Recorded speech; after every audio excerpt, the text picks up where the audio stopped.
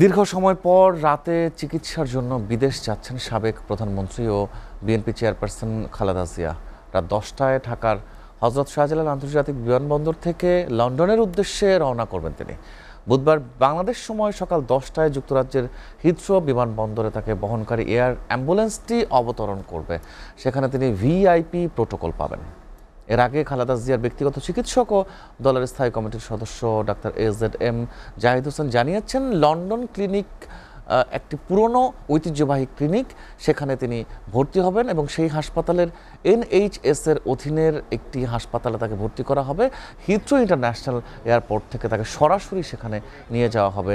সেখানে চিকিৎসাধীন থাকবেন চেয়ারপারসনের একান্ত সচিব ABM আব্দুস সাত্তার জানান, রাত 8টায় গুলশানের বাসভবন ফিরোজা থেকে বের হবেন খালেদা জিয়া। রাত 9টায় বিমানবন্দরে উপস্থিত ও ইমিগ্রেশন সম্পন্ন করবেন।